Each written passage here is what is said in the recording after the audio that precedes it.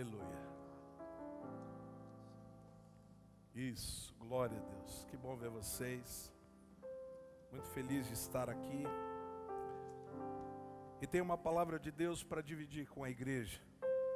Gostaria que você abrisse a tua Bíblia ali no livro de Atos, no capítulo 17. Atos 17, versículo 26 e 27.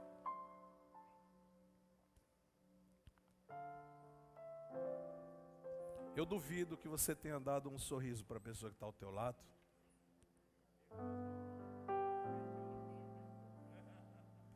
Se você não fez isso, dá um sorriso, dá um soquinho. O pastor Roger disse que ele fez. Mas eu duvido que todos tenham feito. Melhorou, pastor? Dá um sorrisinho bonito. Eu sei que você está com essa máscara aí. É difícil, né, gente? Essa máscara não é de Deus, não, né? A gente vai se livrar dela em nome de Jesus em breve.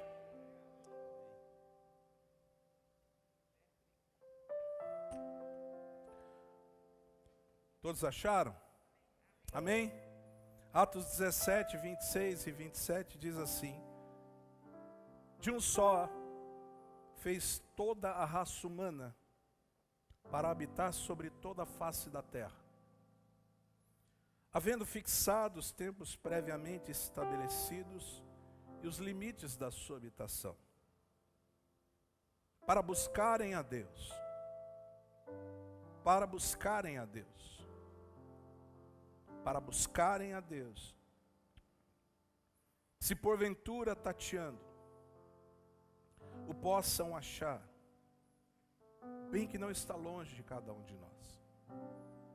Feche os teus olhos. Pai, concede-nos a tua graça, concede-nos o teu favor nesta manhã, para transmitir, ó Deus, a mensagem do teu coração para a igreja. Concede-nos, ó Deus, sabedoria, concede-nos palavra de conhecimento e de discernimento, não para a glória do homem, mas para a tua glória. Que a tua palavra seja um alento, seja uma locomotiva de direção, que a tua palavra seja um alicerce para cada um de nós.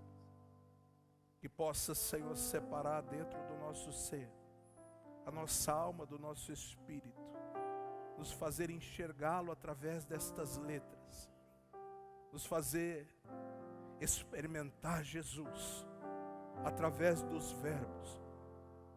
Que a tua glória nos envolva nesta manhã de uma forma especial, e que nenhum de nós, Senhor, nenhum de nós saia deste lugar sem um toque das tuas mãos.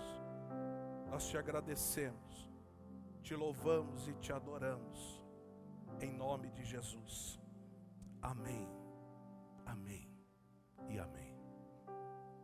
Eu sempre gosto de começar uma mensagem com uma pergunta, porque nós só temos respostas quando nós perguntamos. E a primeira pergunta que me veio ao ler esse texto é: o que vem à nossa mente quando pensamos em Deus? Quando pensamos em quem é Deus? O que sobe à tua mente, o que vem do teu coração quando você pensa quem é Deus? Essa pergunta tão simples talvez seja uma das mais difíceis de responder. Porque se você não parar para meditar ou para pensar de uma forma mais profunda, talvez nem você consiga entender, nem nós consigamos entender qual é a resposta para essa pergunta. Mas se eu e você pudermos responder essa pergunta com mais exatidão. Então, queridos, vai ser muito fácil prever qual é o futuro da igreja, qual é o teu futuro espiritual como homem. Se nós entendemos ou respondemos esta pergunta tão simples, então vai ser muito fácil prever qual vai ser, qual será o teu futuro espiritual. E principalmente qual será o futuro espiritual da igreja como um todo. A gente até talvez consiga responder essa afirmação tão simples com conceitos e palavras, mas dificilmente nós conseguimos alinhar conceitos e palavras. Muitas vezes nós pensamos uma coisa e falamos outra. Vou te dar um exemplo. Quantos aqui nesta manhã creem que Deus cura? Amém. Eu também creio. E por que é que nós praticamos tão pouco essa verdade? Percebe que entre o conceito e as palavras há um abismo? Quantos aqui creem que Deus é provedor? Mas quantos desconfiam em sua mente quando chega a hora da provisão e você não sabe o que vai acontecer? Porque conceitos e palavras são difíceis de alinhar. Nós falamos muito mais do que nós cremos. Nós dizemos que Deus é bom, nós dizemos que tudo vai dar certo, mas será que o conceito que carregamos no nosso coração é o mesmo do que falamos?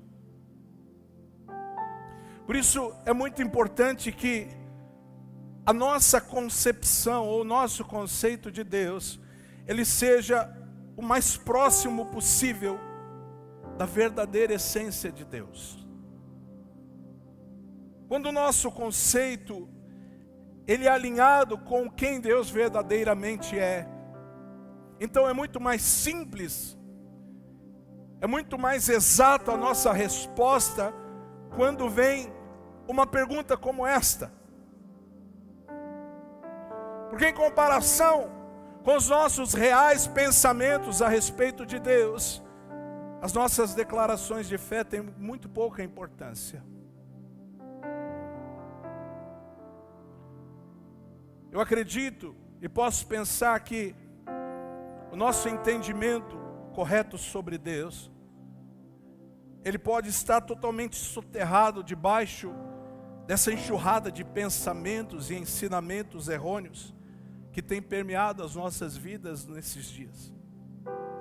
Tantas pessoas, tantas coisas sendo faladas, e o homem, o ser humano, ele foi feito para reagir à mensagem.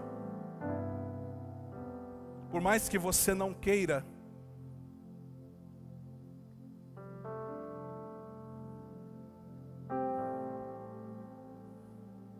você responde a mensagens. Você foi feito para reagir à mensagem. Por isso que o Evangelho é uma mensagem. Deus te fez para responder a mensagens. E por causa disso, de ensinamentos errôneos, de conceitos errados, o nosso entendimento, o nosso conceito sobre Deus está corrompido. Para que isso mude, eu e você precisamos de uma busca muito mais rigorosa e inteligente a respeito de Deus. E eu acredito que é muito provável que somente por meio de uma dolorosa autoanálise, seja possível em você descobrirmos o que realmente pensamos sobre Deus. Talvez o que eu esteja dizendo para você seja um pouco abstrato até aqui, mas eu vou tentar exemplificar melhor o que eu estou querendo dizer.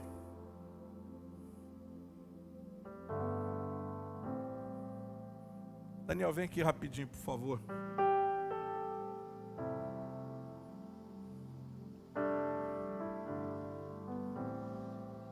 Vem cá, Marquinho, por favor.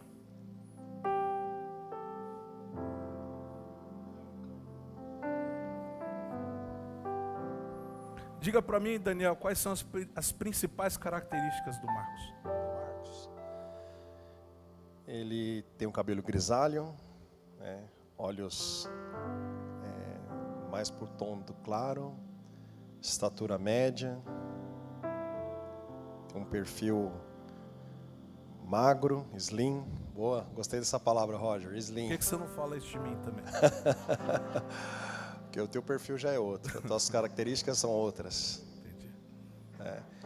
Então, eu definiria ele assim, né? Então, se eu chegar até na idade dele assim, né, bem desse jeito que ele tá, eu tô bem. Ele é fitness. Fitness. E como é que você pode saber que ele é desse jeito que você falou? Olhando. Olhando. Agora me fala sobre o coração do Marcos. O que o Marcos está sentindo?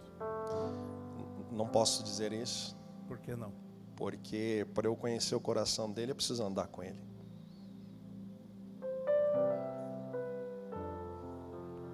O que o Marcos gosta? Não sei, preciso andar com ele para saber os gostos dele. O que o Marcos faz nas horas livres? Não sei também, só caminhando a gente descobre essas coisas. Qual é a comida que ele mais gosta? Não sei. Obrigado, Marquinhos. Vem cá, Bruna. Se você errar... Já vai me colocar em saia justa aí, igreja. Ai, meu Deus, olha aí. Eu vou ser bonzinho, vou deixar ele livre. Ô Roger e Marta, já se prepara para amparar um casal aqui. Quantos anos? 22 anos. 22 anos dá para conhecer alguma coisa, né? Dá para conhecer alguma coisa. Fica à vontade, meu irmão. Tá bom. Então a Bruna, a gente já consegue saber mais, com certeza, né? Espero que sim. Com certeza. A Bruna, uma pessoa alegre, uma pessoa cuidadora, né? Então a Bruna, em todos esses anos que a gente tem de Deixa eu te fazer uma relacionamento. pergunta. Por que você começou a falar dela sem falar da aparência? Por que você começou a falar do interior? Porque eu conheço a Bruna, eu caminho com ela. Eu caminho com a Bruna, né? Ela é linda, ela é maravilhosa, né? Mas quando a gente conhece a pessoa, então a gente começa a trazer não só a beleza exterior, mas a beleza interior, que é o que mais importa dentro de um relacionamento, né? Dentro de um relacionamento você vai olhar esses valores, porque não adianta ser bonito por fora, mas por dentro ser uma pessoa vazia, né? A Bruna, maravilhosa, linda, mulher que eu escolhi, Deus me deu um monte de presente, mas andando com ela, eu pude ver que ela é mais linda ainda, e ela me completa, né? Ela me completa. Então, quando a gente caminha junto, a gente conhece, né? A gente vai conhecer os gostos. Por exemplo, eu sei o que agrada a Bruna. Eu sei o que agrada ela. O que agrada? Agrada palavras, por exemplo, a Bruna gosta de ouvir eu te amo, né? Então palavras de amor, palavras de carinho. Ela gosta de não só dessas palavras, mas atitudes também, né? Que demonstram o carinho que eu tenho por ela, né? A Bruna gosta de companheirismo, ela não gosta de ficar sozinha, ela gosta sempre de estar junto, né?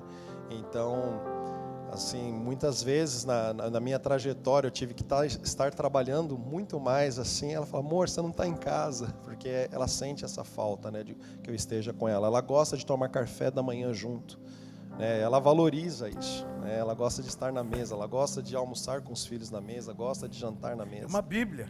Meu Deus. Continua, tô brincando. Amém.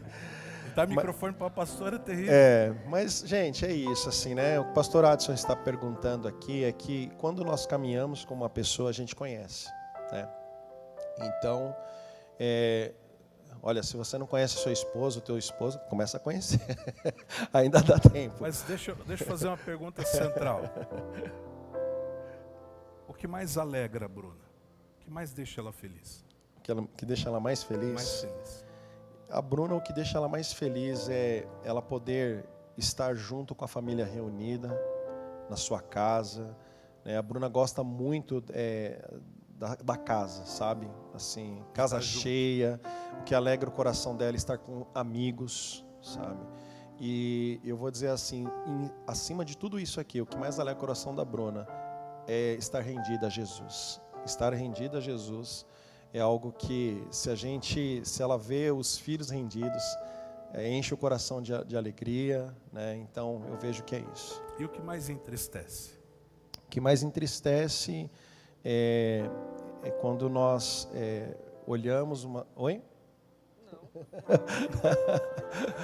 O que mais entristece o coração da Bruna é estar longe de Jesus, assim, porque a nossa casa ela tá governada pelo Espírito Santo.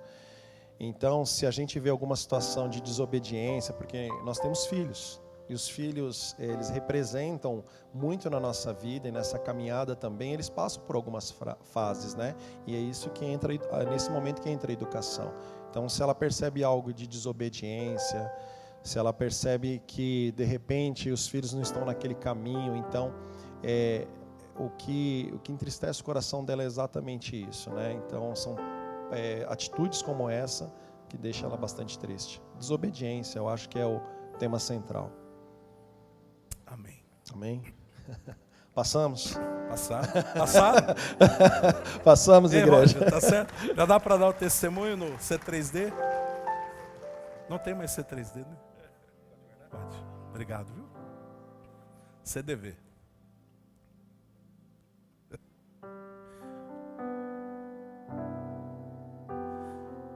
Uma concepção correta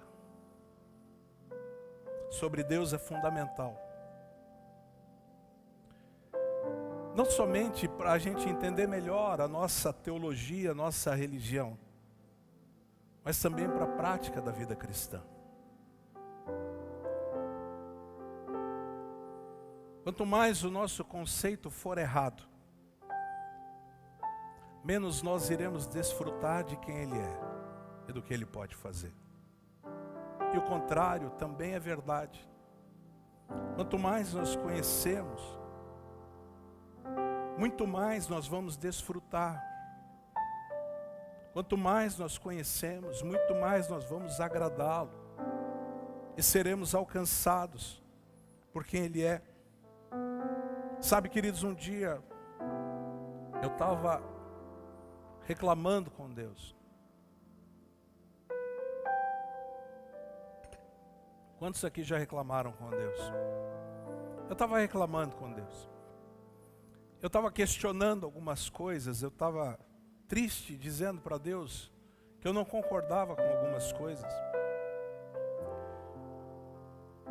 O porquê de algumas permissões. Eu fui surpreendido com a voz do Espírito dentro da minha alma, do meu ser. E Ele disse para mim: a sua ótica sobre mim está errada. Eu disse: como assim, Deus? Eu caminho com o Senhor há tanto tempo, mas por que o Senhor permitiu dessa forma? E Deus mais uma vez disse para mim: a tua ótica sobre mim está errada. E quando Deus repete 2 vezes a mesma coisa, é porque não adianta mais argumentar. A única coisa que dá para fazer numa hora como essa é se render e dizer: tá bom, Senhor, então, o que é que eu preciso mudar? E o Espírito Santo falou claramente a mim, disse: você enxerga o mundo como um lugar bom, e no teu coração você acha que eu permito a maldade, para agir com bondade, para depois dizer: tá vendo como Deus é bom? E quando você enxerga desta forma, você me julga equivocadamente. Eu disse: Senhor, então, como eu devo pensar? O Espírito Santo disse para mim: o mundo é mau. O que existe no mundo é maldade. O mundo foi condenado à morte. A desobediência, o pecado condenou o mundo à maldade, o metabolismo terreno, tudo que acontece é fruto do pecado do homem. Mas em um mundo mau, eu ajo com bondade e misericórdia. Porque o teu futuro era morte e condenação, o teu futuro era a enfermidade, o teu futuro era a tristeza, a separação. Mas porque eu amei o mundo de tal maneira, então eu te resgatei, te reconciliei para mim. Mas o mundo continuará mal até a sua destruição. E eu agirei com graça e com bondade até o último dia. Porque importa ao meu coração salvar a humanidade. Mas não pense que o mundo é bom. E eu ajo e permito a maldade. A maldade é uma realidade por causa do pecado. Mas eu ajo com bondade e com graça por amor de vocês. Eu disse, Senhor, isso muda muita coisa. Porque o que estava reservado a mim era a morte, sim. O que estava reservado a mim era a enfermidade, sim. O que estava reservado a mim era as catástrofes, sim. O que estava reservado a mim era isso, era. Mas eu amei a você e por isso te resgatei e reconciliei para mim. E aquilo que vocês não mereciam, que é a salvação eterna, eu lhes concedi como presente, em demonstração da minha graça. Percebe como muda? Quando nós questionamos a Deus, por que é que Ele permite o mal? A realidade, a resposta é: o mal existe, o mal é um fato, o mal é fruto do nosso pecado, o mal é fruto da nossa desobediência. E o que eu e você precisamos valorizar é exatamente o contrário. É como Deus é bom, como Ele pode me salvar, como Ele pôde me resgatar, como Ele pôde me reconciliar, mesmo eu sendo filho da ira. Percebe como muda?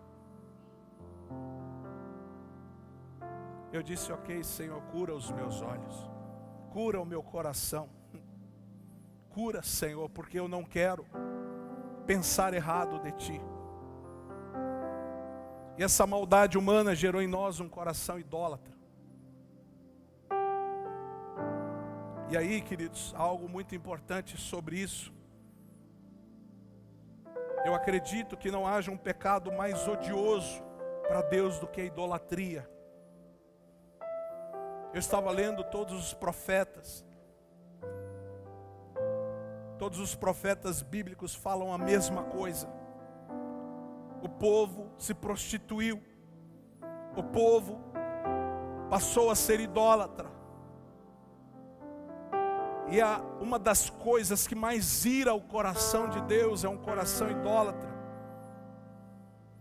Porque a idolatria, ela não se trata apenas do desvio da nossa adoração e devoção. A idolatria não é só isso. A idolatria é também diminuir ou presumir que Deus é diferente do que Ele realmente é.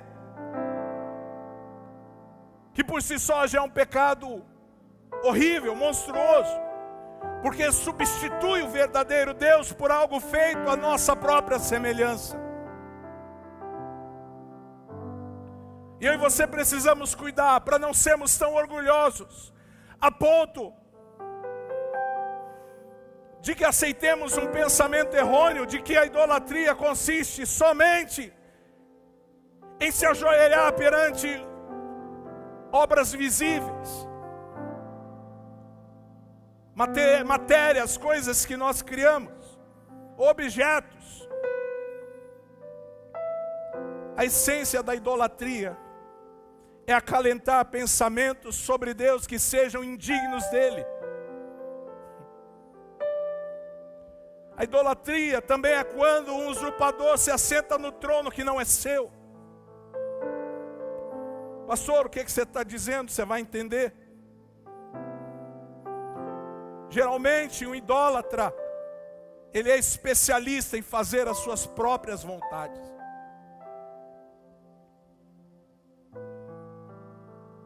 Há um conceito de que Idolatrar é quando você levanta um altar na sua casa, a uma estátua, a uma imagem. Mas idolatria é quando você se coloca no lugar de Deus. É quando os teus anseios, os teus desejos, as tuas vontades são prioritárias às vontades de Deus. É quando você decide que a sua vontade é melhor que a dele. É quando você não conhece, o seu conceito é errado a respeito dele. É quando você diminui o seu poder. É quando você não entrega a ele a adoração que lhe é devida. É quando você não o reconhece em seus caminhos. É quando você o troca por qualquer outra coisa. É quando você não o prioriza em seu coração. Idolatria é usurpar um lugar que não é nosso. Idolatria é fazer como Lúcifer fez. Eu subirei até as estrelas do céu e me assentarei no trono do Altíssimo. Essa é a síndrome da idolatria. Quando nós não adoramos a Deus, nós vamos adorar a nós ou a outras coisas.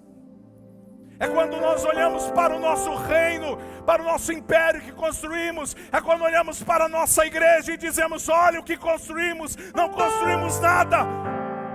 Porque tudo vem dele. Tudo é para ele. Tudo é por ele. O nosso alvo é ele, sempre ele. Os nossos olhos precisam estar nele, o nosso coração nele, corpo, alma e espírito, todos em unidade para adorar a ele.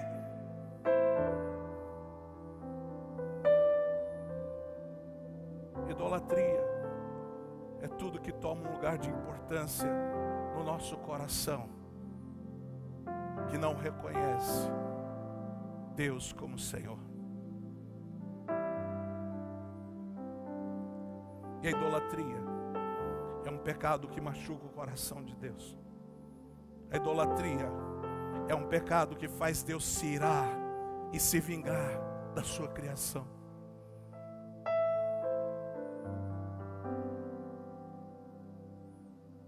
Porque nós machucamos a Deus.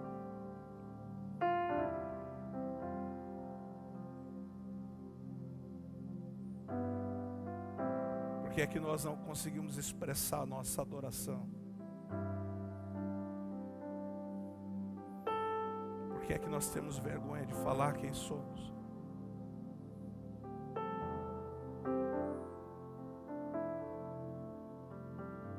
Por que é que nós temos tanta preguiça de conhecê-lo?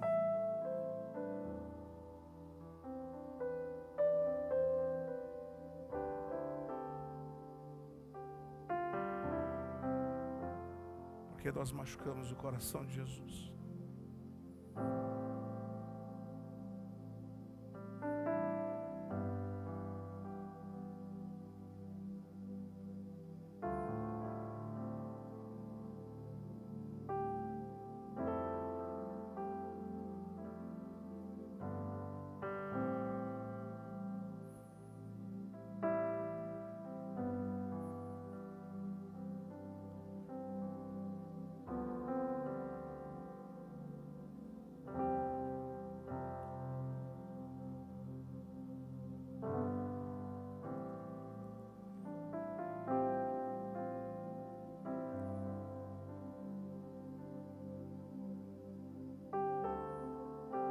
Por que é que nós sempre voltamos a estaca zero?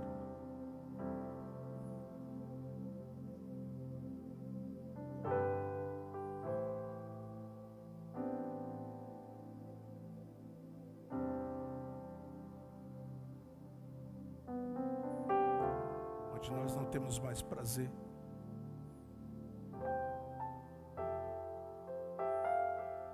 Onde nós não temos mais alegria. Onde nós pensamos que o culto de domingo é uma missa que nós precisamos cumprir. Sem gratidão no coração por tudo que Ele tem feito por nós.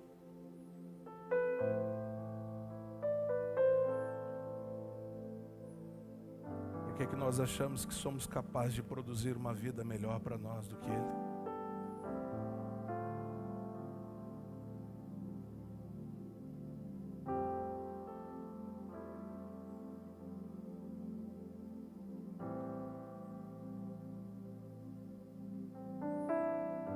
Eu estava em casa ontem orando.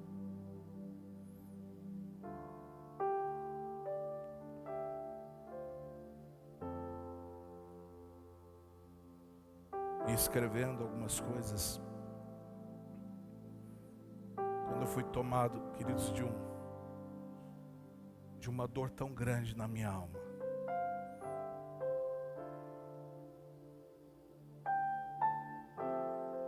E aquilo me levou a um lugar de desespero.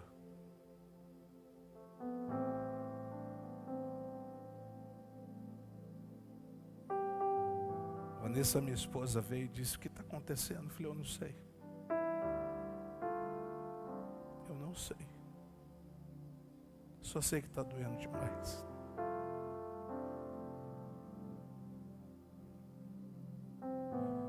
Eu tentei me recobrar por algumas vezes.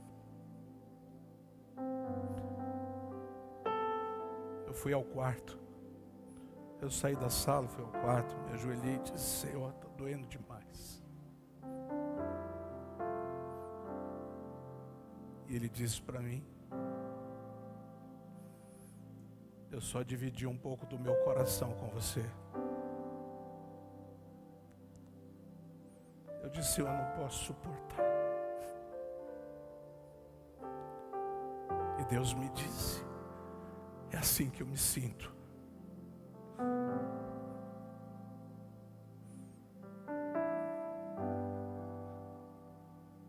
Então eu mandei uma mensagem para o pastor Daniel. Eu falei: Daniel, eu preciso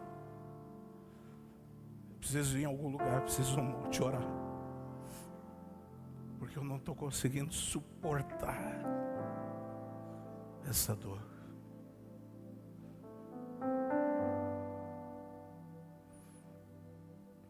Então nós fomos, imediatamente ele me atendeu e nós fomos ao monte. E eu compartilhei com ele aquele sentimento. E nós começamos a adorar Jesus.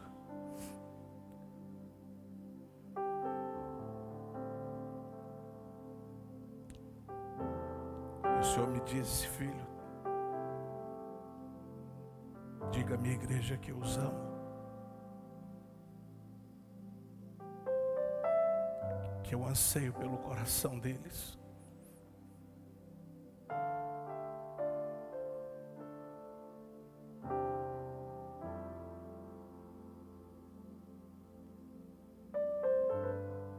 Eu disse: o que nós vamos fazer? Ele disse: aquele que me conhece imediatamente sai do trono e deixa o trono a quem é de direito, ao único e verdadeiro eu sou, ao grande eu sou, aquele que pode dizer eu sou porque não foi criado, aquele que pode dizer eu sou o que sou porque ele não muda, o seu caráter é imutável, aquele que tem os seus atributos, se assim nós podemos chamar, atributos que são conhecidos porque Ele mesmo revelou, que jamais vão ser abalados. Ele diz: deixa o trono para mim, porque o trono é meu. E Paulo vai escrever em Romanos 1:20: porque os atributos invisíveis de Deus, assim o seu eterno poder, como também a sua própria divindade, claramente se reconhecem desde o princípio do mundo, sendo percebidos por meio das coisas que foram criadas. Tais homens são por isso indesculpáveis, porquanto, tendo conhecimento de Deus, não o glorificaram como Deus, nem lhe deram graças, antes se tornaram nulos em seus próprios raciocínios, obscurecendo-lhes o coração insensato. Porque noções distorcidas sobre Deus vão corromper o nosso coração rapidamente. A própria história de Israel e a própria história da igreja nos mostra isso com muita clareza. Eu acredito, querido, que um conceito elevado de Deus é tão essencial para a igreja, que quando ele declina em qualquer medida, quando esse conceito declina em qualquer medida, a igreja, a sua adoração e os seus padrões morais decaem juntamente com ele. O primeiro passo de uma igreja, e não digo verdade de vida, digo a igreja de Cristo. O primeiro passo de uma igreja em declínio consiste em abandonar a sua opinião elevada sobre Deus. A idolatria começa exatamente no conceito errado de quem Deus é. E ele é seguido pela corrupção da nossa teologia e por fim nos leva ao afastamento total do nosso amor por Deus. Por isso eu creio que hoje o maior desafio da igreja é purificar e elevar o seu conceito de Deus até que se torne novamente digno de ser Altíssimo. A igreja precisa elevar outra vez o seu conceito, o seu pensamento da grandeza, da majestade, do poder de Deus, da sua glória. Porque quando nós elevamos o nosso conceito, nós nos aproximamos de quem verdadeiramente Ele é. Nós vimos aqui no exemplo que foi dado, como é que eu vou agradar alguém que eu não conheço? Como é que eu vou elevar o meu conceito se eu não caminho junto? Como é que eu vou dizer quem Deus é se eu não sei o que Ele pensa? Como é que eu vou adorá-lo se eu não sei o que Ele gosta? Mas quando eu elevo o meu conceito, quando eu elevo o meu entendimento, quando eu elevo o meu pensamento de quem Deus verdadeiramente é, então eu desfruto de quem Ele é. O apóstolo Paulo estava em Atenas, esse é o texto. Em Atenas estavam os maiores pensadores daquele tempo, os homens mais inteligentes, as cabeças mais pensantes.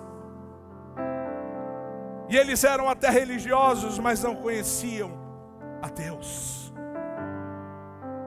Versículos 16 e 22, eu vou correr aqui, vou só citar. Me faz entender que a limitação do meu conhecimento de Deus limita o que eu vou desfrutar dele em minha vida. Versículo 23 diz que havia cultos, haviam rituais de adoração, até mesmo ao Deus desconhecido, mas adoração sem conhecimento é só ritual. E Paulo vem dizer para aqueles homens: ei, o Deus que criou o universo, versículo 24, o Deus que criou o universo, ou seja, Ele é a origem de todas as coisas. A criação não pode ser maior que o Criador. Aquilo que foi criado não pode ser maior daquilo que criou. Paulo está dizendo: Deus é a origem de todas as coisas. Deus é o primeiro, Deus é o alfa, o ômega. Ele não foi criado, Ele é. A nossa mente não consegue entender, porque nós fomos criados e criatura tem uma mentalidade de criação. Então para nós tudo tem que ser criado, e é verdade, porque nós somos criaturas. Mas Deus não foi criado. Deus é, Ele é a origem. Ele criou todas as coisas por meio do seu poder.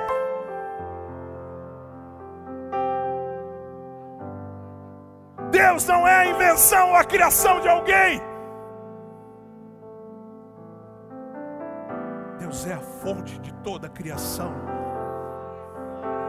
Ele habita num lugar inalcançável. Ele habita num lugar inacessível. Ele é infinito. Ele não tem limite. O nosso conhecimento de Deus nessa terra ainda é muito pífio.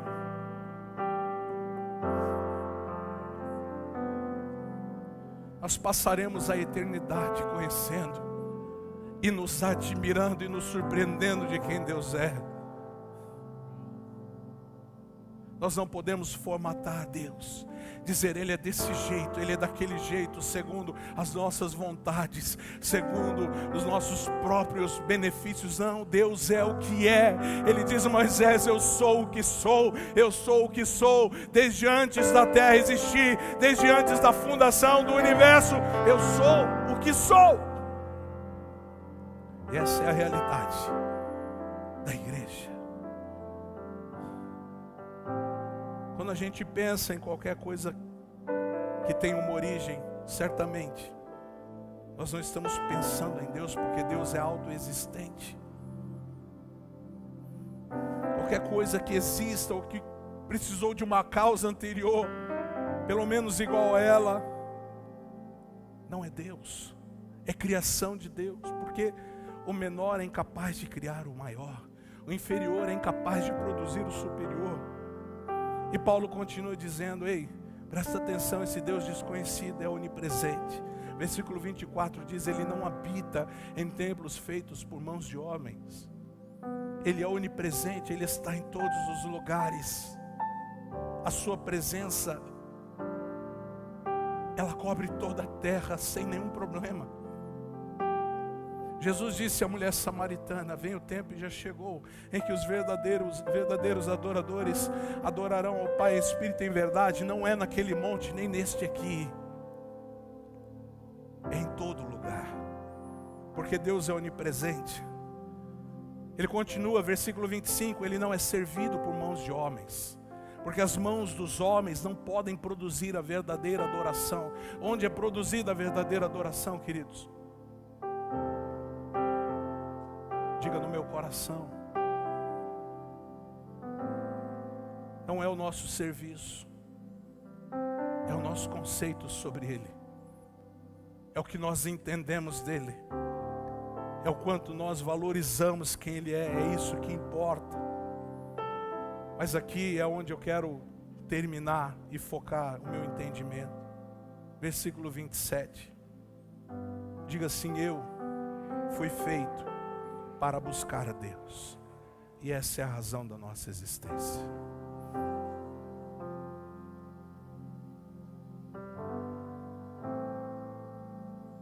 A vida do homem só perde o sentido quando ele deixa de buscar a Deus.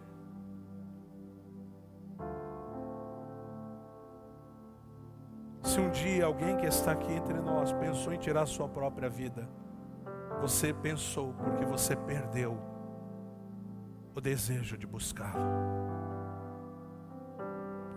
Quando nós perdemos a razão da nossa existência, que é buscar a Deus, nós perdemos o sentido da vida.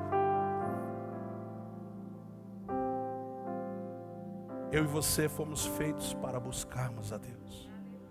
Essa é a razão da nossa existência. Aí você me pergunta: pastor, eu entendi. Entendi.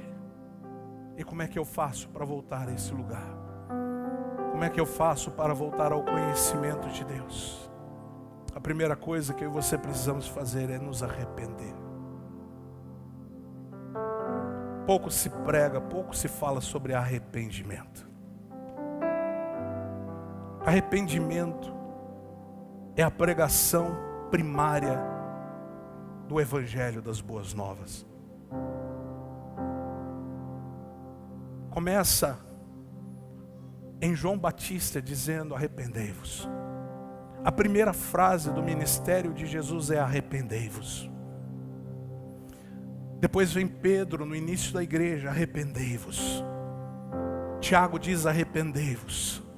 Arrependei-vos, porque o arrependimento nos recoloca no lugar que nós fomos criados para estar. O arrependimento é a chave para que a gente retorne ao conhecimento de Deus. Atos 26:20 diz: mas anunciei primeiramente aos de Damasco e em Jerusalém, Paulo dizendo, por toda a região da Judéia, aos gentios que se arrependessem e se convertessem a Deus, praticando obras dignas do arrependimento. O que significa? Que arrependimento não é um momento emocional, arrependimento é uma decisão de mudança. Quando nós dizemos: Senhor, me perdoa por isso, mas estamos praticando a mesma coisa, não houve arrependimento, houve só remorso. Mas quando nós olhamos para aquilo que fere o coração de Deus, o pastor Daniel falou aqui sobre o que entristece o coração da esposa. Quando nós entristecemos o coração de Deus por praticarmos pecado, ou transgressões, ou iniquidades, Então nós nos arrependemos, olhamos para Deus e dizemos: vamos mudar a nossa rota. Arrependimento é metanoia. Mateus 3,8, Jesus diz: produzi, pois, frutos dignos de arrependimento. O fruto do arrependimento é a mudança. O fruto do arrependimento é fazer diferente. Isaías 55:7, deixe o perverso o seu caminho, o iníquo os seus pensamentos, converta-se ao Senhor, que se compadecerá dele, volte-se para nosso Deus, porque é rico em perdoar.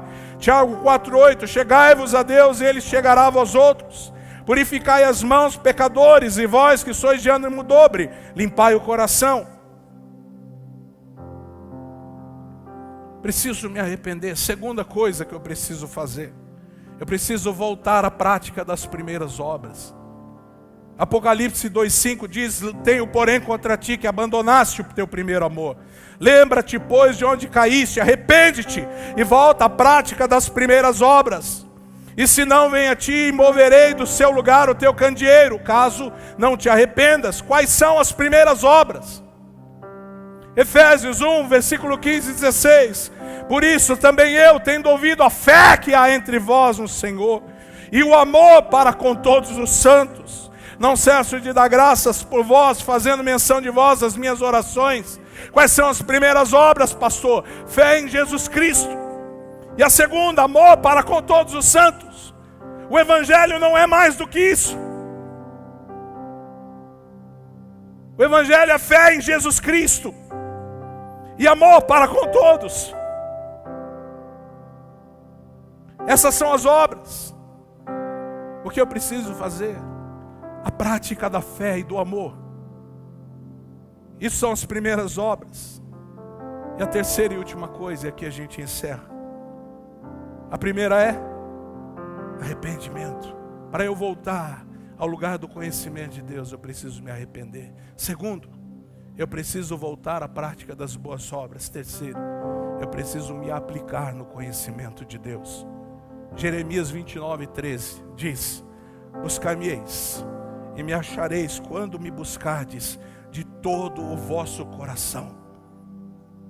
Serei achado de vós, diz o Senhor, e farei mudar a vossa sorte. Aplicar-se no conhecimento de Deus, aplicar a razão da nossa existência. Buscar-me-eis e me encontrareis quando me buscardes de todo o vosso coração. Então eu vou me revelar, eu vou me mostrar, eu vou manifestar o meu coração. Eu vou dizer a você o que eu sinto, o que eu gosto. Eu vou dizer a você qual o melhor caminho. Eu vou revelar a minha vontade, eu vou dividir os meus segredos. Eu serei achado de vós, diz o Senhor, e mudarei a vossa sorte.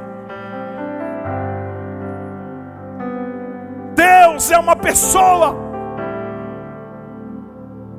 e Deus pode ser conhecido em graus crescentes de intimidade, à medida em que preparamos o nosso coração para isso. Ele diz: de todo o vosso coração, Isaías 55:6, buscai o Senhor enquanto se pode achar, invocai-o enquanto está perto. Lucas 11:9, por isso vos digo, pedi, dá-se-vos-á, buscai e achareis, batei, abrir-se-vos-á, pois todo o que pede recebe, o que busca encontra, e o que bate abrir-se-lhe-á. Amós 5:4, pois assim diz o Senhor à casa de Israel, buscai-me e viveis. Salmo 119:2, bem-aventurados que guardam as suas prescrições e o buscam de todo o coração. E eu termino com 2 Crônicas 7:14. Vamos ficar em pé.